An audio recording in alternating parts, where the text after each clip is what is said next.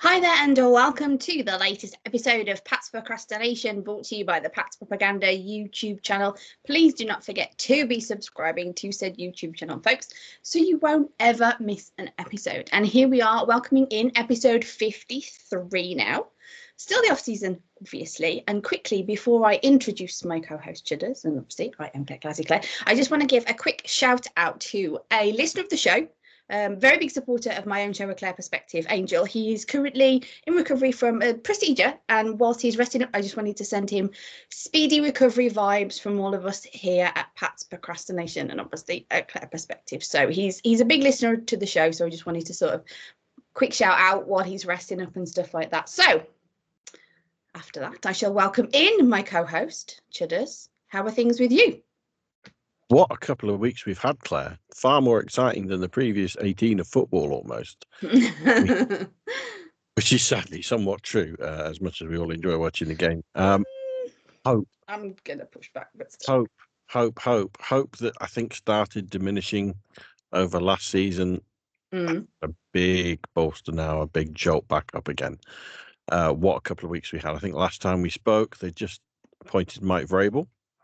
But yes, it was the excited Vrabel episode, because after that it was then I was informed that I was only lawfully allowed to consume 2 cups of coffee following that episode because of the intense hyperaction. I am now on a restricted only 2 cups of coffee a day allowed.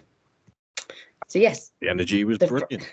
The Vrabel episode. For once, normally you're quite dour and quite negative on the team, so it was good to hear you quite as positive as that. Totally.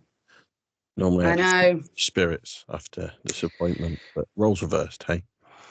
So yeah, completely roles reversed. New coordinators, new assistants in place. You feel a lot more positive, a lot more happy. What are your thoughts of all the changes? There is an absolute butt-ton of signings and names and people in the building.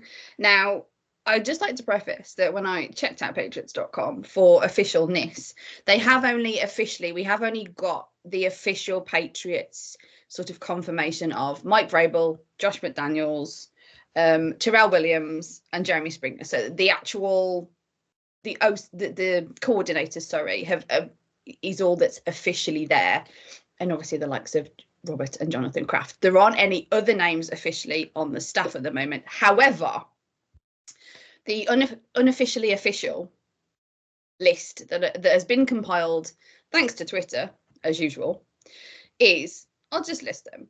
We've got Josh McDaniels as the OC, Ashton Grant as the quarterback coach, pass game coordinator Thomas Brown, O-line coach Doug Marrone, and Jason...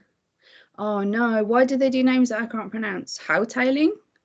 Apologies. Yeah. Running back coach Tony Dews, offensive assistant Riley Larkin. Then we've got DC Terrell Williams. We'll talk about those later, obviously. Defensive line Clinton McMillan, and we've got offensive linebacker Zach Kerr, inside linebacker Milton Patterson, defensive backs. Sorry, Kevin Richardson, and obviously the special teams coordinator Jeremy Springer / Tom Quinn. So, as I said, Stretch in as a game day strategist from the Rams. Quite correct. He was at the bottom of my list. I hadn't scrolled. Sorry. My bad. No, it's fine. But I will preface that, yes, we aren't sort of breaking anything. A lot of it is unofficially official. So we're just talking about the information that we are given, obviously, that is, available and out there sort of thing. So a lot of rumor. The main ones. Pardon? A lot of rumor mills, isn't it? I think there's a lot of foundation behind them. I'm not suggesting the names you've listed off pure speculation, but as you say, nothing confirmed. It's just what left and right pocket have heard and look like being one that was interesting, and not starting this because of the whole Titan situation, but because he came in the building for the OC situation, Thomas Brown, the interim coach of the Bears, and has since returned as potentially unofficially official the Titan pass game coordinator role, which I find that interesting and understand that from Bears fans we have a good one there. So it's quite funny when other sort of franchises reach out and the fans of other franchises and say you've got a good one. So yeah, that was interesting, that one. It is an interesting one. I heard likewise. I heard a lot of good about him when the Bears quite badly, and they wanted their head coach out. They then got him out, and they're all happy. Brilliant. We're now promoting our young genius to be a head coach. And our offense is going to really turn around, and wait till you see what we got now. Now he's going to be at the reins, and it didn't go anywhere near as well as they thought it was going to. So it's interesting because I likewise had heard a lot of good things. I would hope there are going to be very good things. The one element of him that's slightly interesting, it was only 5 games, but you've got another person in the building who's been a head coach, as well as obviously Josh, who's been a head coach twice, as well as Doug Marone, who's been a head coach. You've got a lot of experience in that building now. What it will probably bring is possibly people with ambitions to be coordinators and head coaches again. That's not to say that that's the massive, you're not massively worried if your tight end coach is a flight risk, as important as the position is, and I'm sure you take it as an opportunity to apply if they're looking for a new one next year. But that's a coordinator is where you'd like that more stability, certainly. But it is interesting to note they've got so much experience in there now. I really hope that's gonna come good after quite a difficult year. And I was going to ask you about this, and so we've accelerated this timeline, but it feels a natural progression. The coordinators and assistants they've put in place almost feel like that's what Gerard Mayo needed last year. That experience, that knowledge from all around the league is what probably would have helped Mayo a lot more. Now, I've heard a few talking heads discuss this. Do you think that it's all there now? Do you think that is a way that you can criticize the organization, that they did not give Mayo all the tools that would have put him in the best position to succeed? Well, I'm not saying, win a division or whatever, but to have won more games, to be in a stronger position to still have his job now. Or, and this is personally the way I see it, do you see it as you appointed a head coach last year who didn't know anyone? He didn't have connections. He'd only been in your building. He couldn't have gone and got these people because he didn't know them. I guess arguably probably you could have got Josh McDaniels, but you couldn't go out and get all these names because you didn't have that network. So many of these have touched bases with Vrabel at some point in his career, whether it's at Ohio, Texans, Tennessee, or Cleveland. He's been around the league, he's made these connections, and you can see that in the structure he's built. What's your thoughts? You've kind of answered it really, because you've got to say that that's the case, in all fairness, because they brought in Mayo, the Crafts brought in Mayo, he was their guy, and they had Elliot Wolf, and those are the two individuals whose responsibility is really to make those connections. Now, it's very difficult for an individual to gain experience who hasn't had experience. It's one of those. To get the role of what I mean is, sorry, that was very poorly put. To be given a role that needs experience, you don't get experience until you've had the role, that sort of thing. As I alluded to much better on A Clare Perspective with John yesterday. So yeah, check out the podcast. I did it much better. But yeah, my point is, he didn't have the Rolodex, he didn't have the contacts, and whilst that's not technically his fault, he hasn't been in the league long enough. He has also been in the league to a degree. He called upon what connections he had, and Elliot Wolf, I'm guessing, called upon the connections he had, and they just weren't experienced enough. There wasn't enough meat on the bone, shall we say, to give it a cliche. Whereas Vrabel walks in, probably with one of those old school full completely, because he's been in the industry a while. Like you said, a lot of when you look at the bio on most of these coaches, whilst they haven't necessarily significantly worked with him, he's been in contact with them during his time in the league, and so he's built up that list of people, that Rolodex, if you like to use an old word. It's my age now. And Mayo not having that, he needed, I think really, if you want to put an argument to it, it was you needed to put a a rookie head coach, if you like, with a more established GM. You needed some experience on at least one side of the personnel, because now we are seeing what was missing. What he needed to fall back on was some individuals that had experience. Now that they are stacked, like you said, there's the negatives of egos and aspirations to move on and stuff like this, and there's a lot of guys who are going to know the right way, sort of thing, and we hope that they all slot together in a really perfect jigsaw. And it's just, as you look at these names, as I joked yesterday, as I was recording ACP yesterday, the names were still coming as we were talking. It was like they were hiring quicker than we could chat about them and I could get the show out, sort of thing. But they are, and it's, what's interesting is, I think I read somewhere, I don't know if it was Tom Curran or if it was Mark Daniels, apologies to, I can't credit, this is the most stacked coaching that the Patriots have ever had since they won the Super Bowl 2018. And when I say stacked, I mean literally bodies, not just experience, literal people in the building.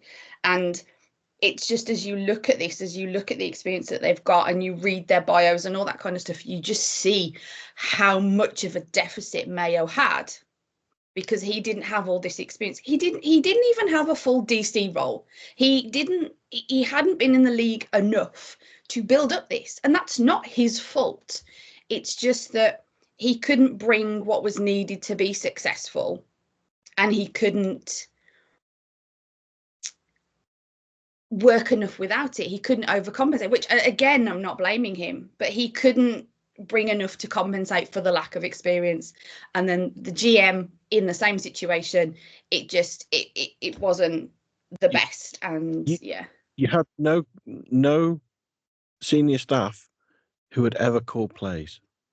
AVP technically had a few times, but not an established play caller on offense. You had Covington on defense, who had never called plays in his previous role, obviously, because it was Steve Belichick. Likewise, you even had Mayo, who had never himself called plays. I'm not saying he was calling them as head coach, but between the three of them, there was no real experience, understanding. And I think they didn't go about it the right way. They brought in a few old bodies. I really hope they keep Slate around.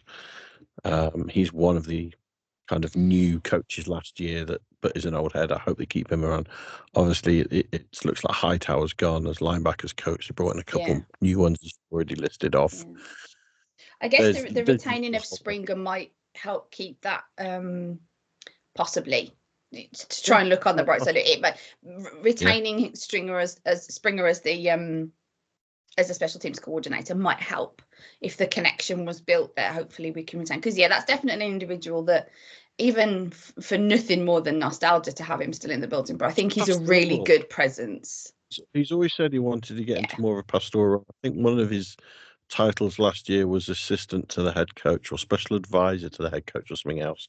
That I think he was there to help guide Mayo and to be a link with the players. I don't know. I have not seen any reporting of how well that was received, how well that worked. My assumption would be it went quite well, because you didn't check it out in the locker room.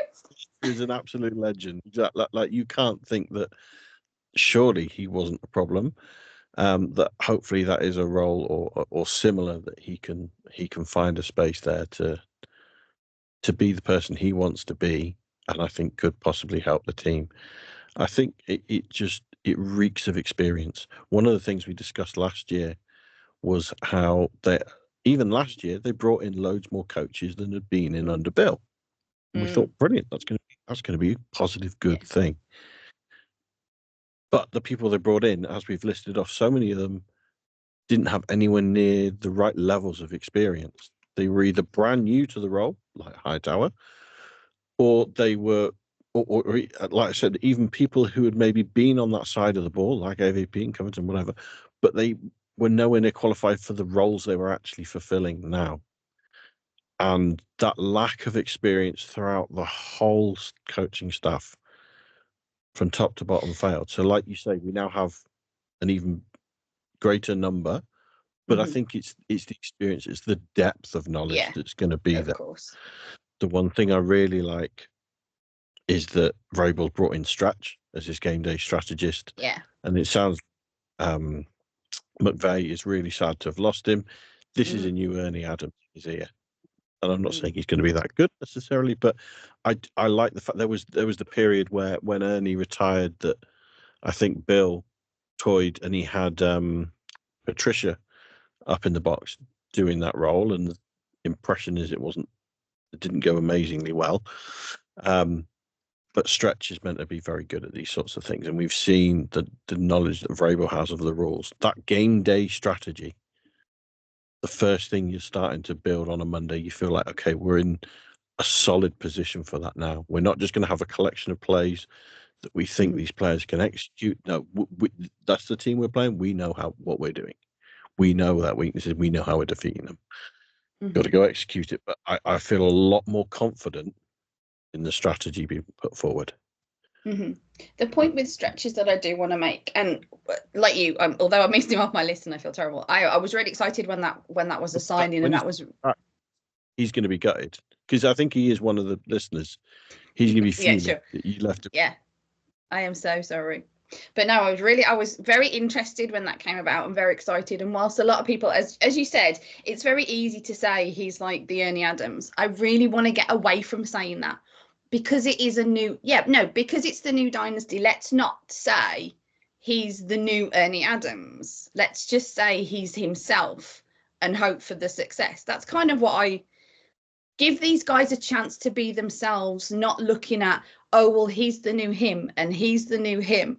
Let them be them and let's see what they've got. I'm letting them to be them. And I hope that in 20 years' time, we're then saying we're bringing in Joe Bloggs and he's the new Stretch. We're not doing this in 20 years' time. Nobody wants 20 years on this screen. No way. No way. I'm calling it now. Jaden Daniels is lifting his 8th Lombardi and you're still testing his rubbish. No, I'm joking. I never said it was rubbish. But no, my point is, I don't mind comparing into certain elements like this of bringing up the old names and saying this is our version of that. That's as good as the Chiefs are now. The Patriots for those 20 years were the best sporting dynasty that has ever existed. Comparing and trying to emulate and trying to replace those pieces, I have no problem mentioning that and equating people to that. They were the best for a reason. We are, no doubt. Truth is, 31 other teams are trying to find an Ernie Adams. We are one of. They're trying to emulate what the Patriots did. You've got to say, as much as I dislike it, the Chiefs are doing a damn good impression of it right now. Are they really? Are the officials giving them everything? Are they? Can we not ruin the show by going down that road? And whilst I'm not trying to poo-poo it and say that he's not the next Ernie Adams, my point was, I'm not denying it was great. Of course I'm not. Duh, I'm not stupid as I look. But I'm just trying to say, let's go. There was no need for that.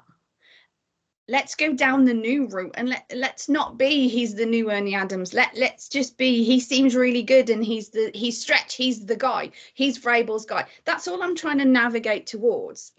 None of it is in dispute or to push aside what was so successful. It's just that because of all these signings, all this newness, Vrabel as the head coach and May as the next franchise quarterback, let's embrace the new, how it's going to be. And we can still do things the way things were done because they were successful, but let's also embrace the way that things need to be done now because it's going to be new. We're in the next dynasty as far as I'm concerned. Screw the Chiefs, I don't care. We're in the next Patriots dynasty with the franchise quarterback and the head coach. And here we go. I've had too much coffee again. I hope we're in this team, but we've got to start winning more than 4 games before I even consider we're even contemplating. Second in the division this year. Second in the division. Let alone a dynasty yet. I hope you're right. At least I'm pleased we found more things we can argue and disagree on, Claire. We'd hate to run out of those sorts of things. Was things. there any ever we could actually go for the next 20 years with how much we tend to argue? We're not going to, however, we could. Is there any of the stuff that have been, again, I guess it's more rumour than necessarily confirmed fact, although some of them are confirmed. Any of the stuff that have left that you'd wish they'd kept hold of? I know AVP. You ideally wanted. To be honest, it was it sort of come out that they had to pay him a lot of money to get him to come in the first place, so that doesn't really sit very well. Again, rumor, speculation, not confirmed at all. The main reason with the AVP thing was the consistency for May. It felt important to prevent any of the Mac Jones issues sort of coming about. However, bringing in the likes of Josh McDaniels, I know he's not the quarterbacks coach, he's the OC and things like that, and they've brought in a quarterbacks coach. I think I'm okay. It's a little bit like I sort of wish they'd maintained him, because I think the continuity would have been good. However, I've sort of got confidence that with bringing in the OC that they've brought in, he's good with quarterbacks and that kind of thing. He was good with Mac Jones, ironically. So I'm not too disappointed. It's that edge of that might have sort of helped. They might regret doing that, because we might see a dip before we see a rise in May's progression. I don't know. Touchwood, we don't. Touchwood, it doesn't matter. But I think really that's the only thing, because it was so sparse and they were so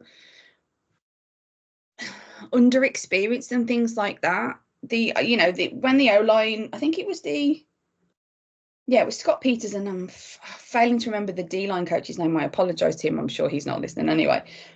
They sort of went really quickly to the Bengals, and it was like, oh. But then I thought, hold on, the O-line and D-line really weren't great. And the guys that they've brought in, I think the O-line coach is a really experienced one, and the D-line coach isn't, or it's the other way round. Can't remember. Too many names, man. But yeah, the experience that they've brought in, I think, has got confidence now. Like it could all like dumpster fire. Just because they're all been in the industry for a long time doesn't mean they're all going to like marry together, as we said earlier on the show.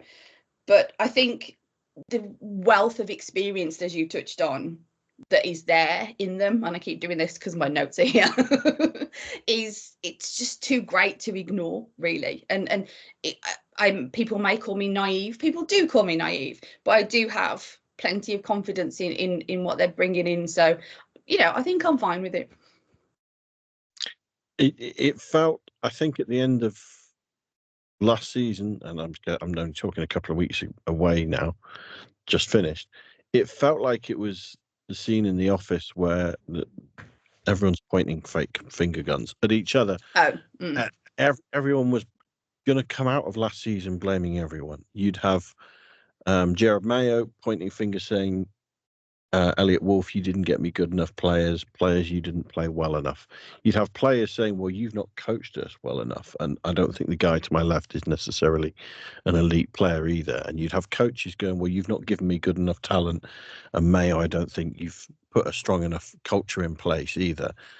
And Elliot Wolf going, well, I've got your players, but they're not playing up to the standard. And you coaches, you haven't put in the right foot. Like, it just felt like everyone would have come out of it pointing at everyone else saying, well, you're the reason that we didn't win these games, and you're the reason we didn't win these games. You're the reason that we haven't had a successful season. We haven't built a culture. And I do think as a result of that, it needed quite a big blow up. Yeah, I agree. I do think still Elliot Wolf is quite lucky to have survived all of that, given he surely was one of the head architects of that, as you've said. Did we need people coming in with experience? The thought was that he would obviously be new to this exact title, but that he was coming in with lots of experience through what he'd learned at Green Bay, through even working very closely. He was kind of the most senior person not named Bill Belichick for the past few seasons. He was as good as experienced as really you can be, and particularly with the Patriots, his knowledge of the Patriots, the way that it worked. he was about as qualified as you could be, really. From an outside perspective, it couldn't have gone much worse for him. A front office, a coaching structure that you'd have to say he must have had some hand in, whether you want to blame him totally or whether you want to blame Mayo. He must have had some input on it. That sort of failed. From a player perspective, there's nearly no one you can credit him with brilliant thanks. I mean, maybe Hooper is one of the ones that has come in. You say, yeah, he's been good. Other than that, there's very, very, very little that you could put a gold star on and say, well done for taking that player. And strangely, Milton is probably almost second on that list, I should think. And he only played for one game, but he seems to, he played well. He seems he may have some value down the line. I do think he's one that it's come out of it looking. He must at some point think, I'm lucky to have survived all this. But hopefully that's going to come good, and it's going to be a good choice to have kept him around. I think there is again a chance that maybe after the draft we'll see how things shake out. Yeah. And maybe even after a whole season and seeing him understanding how much power Vrabel now has and has been diminished, especially with, I can't remember the name of the front office guy that Vrabel's brought in, but I know he's brought in one of his previous colleagues as well in that front office. Maybe he feels like his power's, and actually maybe he looks for opportunities elsewhere where he can go back into being the true GM sort of role. So we'll see. Stretch? Wasn't Stretch the guy that McDaniels brought in? No, I don't think he was. I think he came in from the Giants, but I might be wrong. There's a front office guy. I'll see if I can work a second when you're talking. But no, there wasn't really anyone that I wanted to keep on from the previous coaching stuff. We had discussed AVP and him staying in that role, supporting Drake May, but yeah, it was purely a Drake May centric thing. Yeah, it was just that. It was just because I think we discussed it before they brought Josh in of I hope they retain AVP to maintain that consistency. And whilst obviously bringing in Josh McDaniels does not maintain the consistency, I think that his extensive experience eases any nerves, I guess, or most of them with that. And again, the AVP thing wasn't, he wasn't successful on the offensive side of the ball. It was, he was successful with Drake May, and he was, and May had good things to say about him. So it's always, you want to maintain an air of sort of comfortableness within, in the locker room, in the building, not just how things work on the field kind of thing. So, yeah. As a romantic notion, Hightower was one I would have loved to be successful, because I just loved him so much as a player. Would have loved that to have worked out. It didn't really seem to. So I'm not, from a coaching and future perspective, I'm not too disappointed that he's been replaced. But maybe Rabes will bring Brewski in because they're good pals. I think he's quite happy. Media gigs, but you'd lose it, wouldn't you? Really, if they brought Brewski in, I think you might lose it, wouldn't you? Good. Ryan Cowden was the name I was thinking of, who's accepted the job to come in. They think he's going to be something along the lines of VP of Player Personnel. It'll be his new sort of job title. Sorry, Ryan, missed my list. It's not a coaching hire, so it's understandable. He's worked with Vrabel before, and the thinking is he might come in and you almost have a pincer movement of Vrabel above Elliott and Ryan below him, in a sort of, right, well, if you've got three people in the room and you need to make a decision, then the likelihood is they'll vote 2 for 1, and it'll go the way for once each time. So it'll be interesting to see how it plays out for Elliott over the next year, I should think, if he lasts that long. Well, there you go. If he does work really well, if it's successful and Vrabel likes that relationship, it could go very well for him. And Vrabel almost succeeds power, to sort of some elements of power. So you know what? I don't need to get involved here because I trust Elliott and he's doing well. But that's one that I guess we'll see how that plays out. Mm-hmm. We are butting up against the 30-minute mark, so we're not going yet. I've got more questions for you, madam. One of the things that there's been certainly no more than rumour. So I'm not saying there's any fact behind this, but it is rumour, and it's something that you brought to attention, is that potentially on the way out, Mayo is kicking and screaming and looking to take down people as much as he can, and it's not a smooth transition out. Am I right in saying that, Claire? I saw a rumour on the social media platform that Mayo was looking at legal action. Mayo's camp was not happy. Now, again, I'm not breaking this or saying that it's true, because it's just something I saw on social media and shared with you to say that's maybe not very it's not gonna do him well if he wants another head coaching job in the near future. Potentially, could be quite even just head combustible. coach. If he wants a future coaching in the NFL, you don't want to go out on bad terms, kicking, screaming, suing, legal action. Like, I suppose, to be fair, Brian Flores is another sort of relatively recent example of someone who's gone down that path. The thought is that he has been passed over for head coaching jobs because of his legal action with the league. He's still a coordinator. He's still interviewed. Yeah. People have brought him in the building. He hasn't got that role yet. And I'd hoped it goes smoothly. I hope he get what he's due. Yeah. Whatever he's at, I wish no ill on the man. Not at all. I hope that this isn't a case that the team has tried to find a loophole not to pay him or to withhold something. I hope that's not the case. In which case, fair enough. You got to get what you believe you're owed from it. I hope he got the sort of golden goodbye that he was due, and I hope that he could move on, because he seems a nice guy. He's an intelligent guy. I think he was just to the role too early, too soon. That if he could get back in, going back all the way back, just come back to being a linebackers coach somewhere, like we've seen the Patriots brought in some former head coaches to their staff now. Yeah. Go back in wherever in the league, wherever you got a connection, just go back, be a linebackers coach, work your way up again, see if you can get to DC, and then potentially opportunities.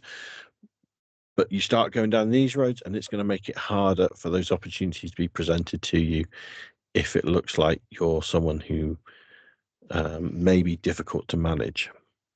The thing, to use Flores as an example, whilst you could argue it's a similar thing, and he still got jobs. Mayo doesn't have the experience that Flores has, so and that again, this isn't to go against him. It's a comment. It's a truth that Mayo doesn't have that behind him to get people to sort of look at the fact that there may be that lawsuit there, but he's a really experienced guy, or he's got success in this, or let's have him in as our linebacker coach. We're not going to make him head coach because we don't want to go down that route, but he's got experience. And unfortunately, if it goes this way for him, there is that worry that he maybe never does get back in the league because he doesn't have those things to fall back on, which is one of the things that ties back to the lack of success in New England. He didn't have enough to fall back on. There wasn't enough to compensate, and that's the small picture and the bigger picture that that we've just talked about. In the coaching room, in the individual coaches, in the whole place, there just wasn't enough experience somewhere else to compensate for the lack of on the other side of the ball, or that kind of thing. So yeah, I hope that they're just rumours. I hope it's all inflammatory. Like you said, I hope that he got what he deserves sort of on his way out, and the pat on the back and the check that he that he earned, or whatever, what he was contracted, that sort of thing.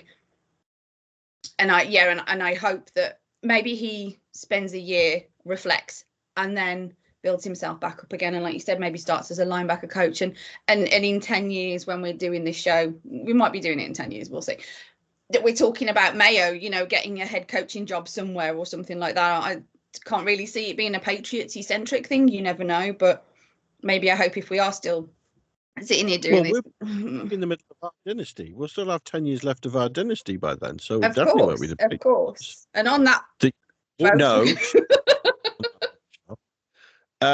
Right, we're they got running two over more way too much. People won't listen. Again on the rumor mill. You don't have to give a long answer to this. There's 4 wide receivers who keep maybe wishful thinking, but keep getting sort of linked with potential moves in different ways to the Patriots. Tyreek Hill, AJ Brown, DK Metcalf, and Cooper Kupp. Any of them that you're interested in, Claire? I seriously think a lot of it is, specking.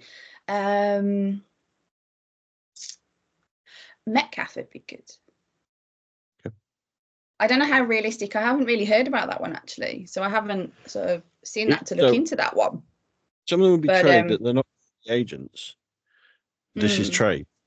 Yeah, so Metcalf maybe. Yeah, Metcalf would definitely tick some boxes. It depends what you have to give up. Yeah. Go on, finish. Yeah, it depends on what you have to give up. This is all based upon what they're sacrificing. But if you're just giving me a list of names and you can have one of these wide receivers, which one do you want? I think maybe Metcalf would be the top of my list. Then maybe Brown, and then Kupp, just because of sort of age and injury, and Hill doesn't even hit my list. So yeah. Fair enough. No, I'd say that's a pretty good answer. I do think that the Brown one is the least likely because he could just be about the Super Bowl. I just can't see why he's actually really going to want out. I know there's the whole not happy with how many receptions he's getting whenever he reads his book, but I think there's a lot of smoke wide receivers aren't very happy. Most wide receivers are divas and diva wide receivers and stuff like this. So I think there's a lot of smoke with just a spark there, I think. Yeah.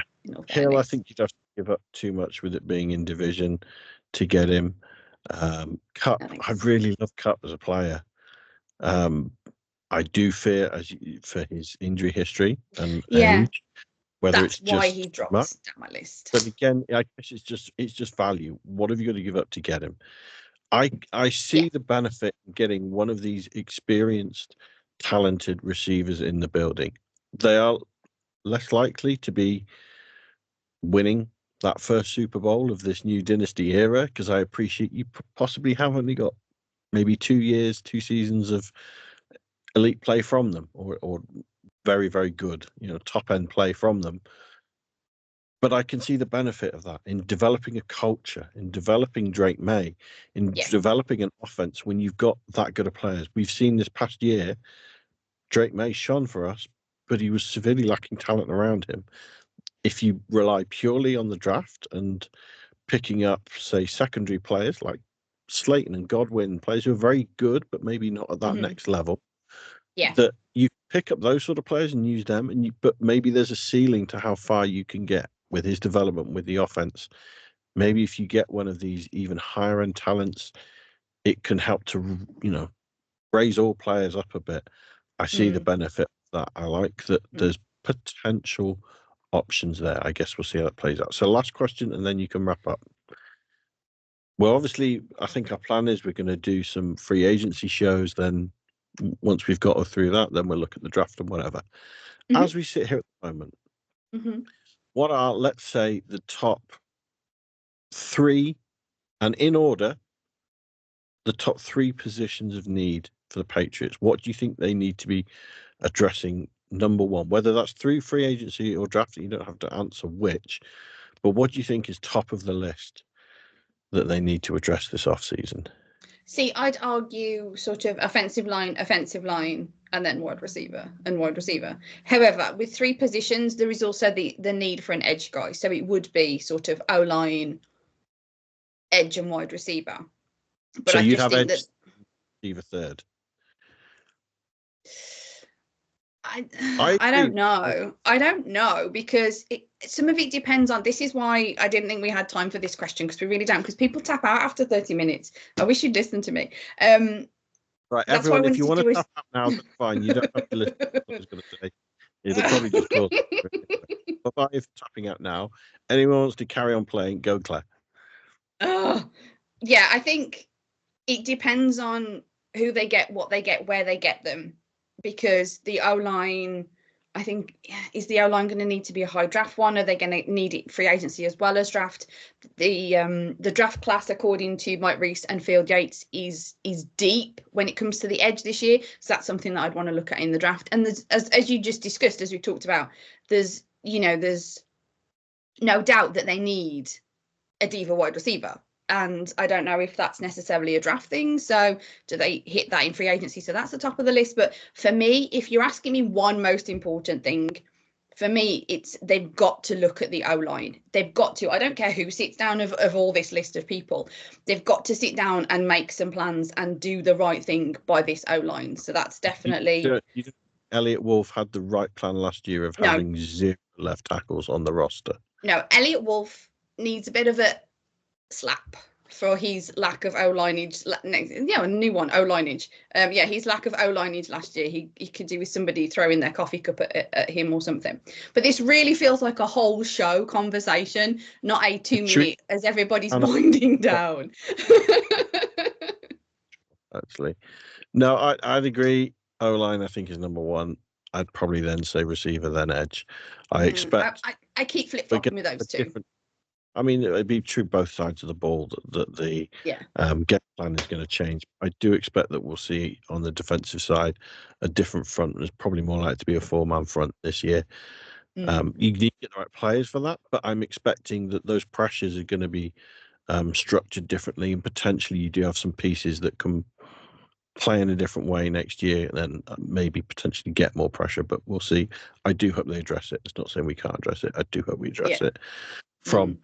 A offensive perspective, again, that's obviously going to be completely different.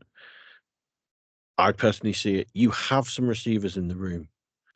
They severely underperformed last year, potentially with new coaching, with new scheme.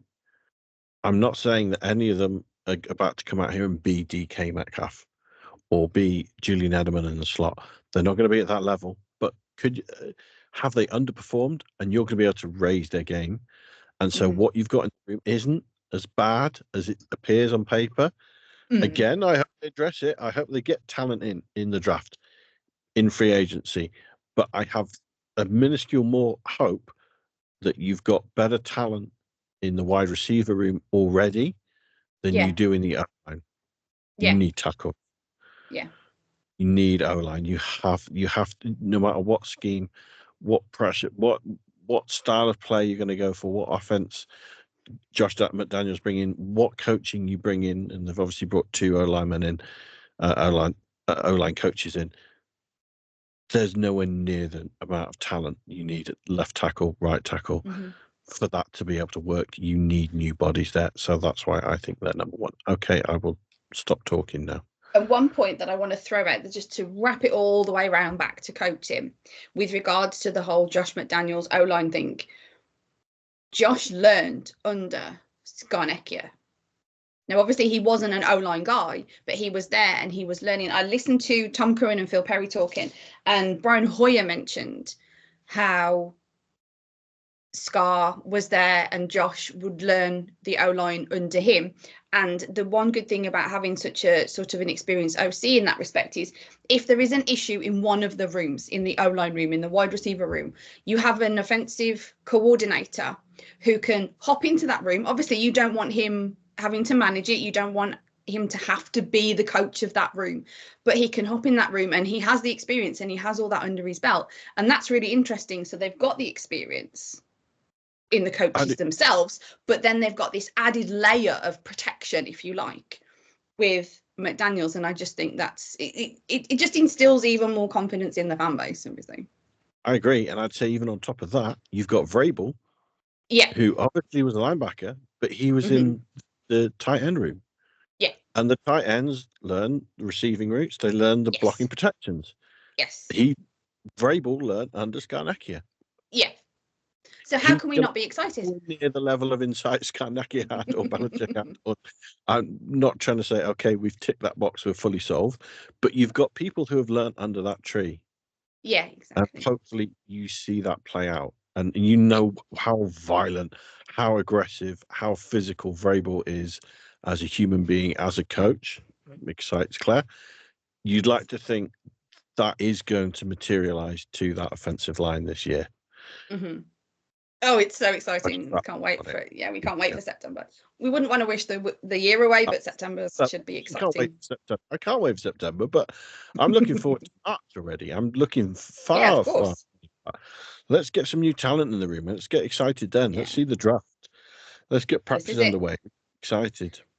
And on that, we will bring you shows, folks. So please keep your eyes on the socials, on patspropaganda.com to see when we drop our shows, when we drop our articles, that kind of thing, because we will be here for you for the whole off season. There is no days off, as they used to say. So from him, Chudders, from myself, Clazzy Clare, tune in next time, folks. And as always, go Pats.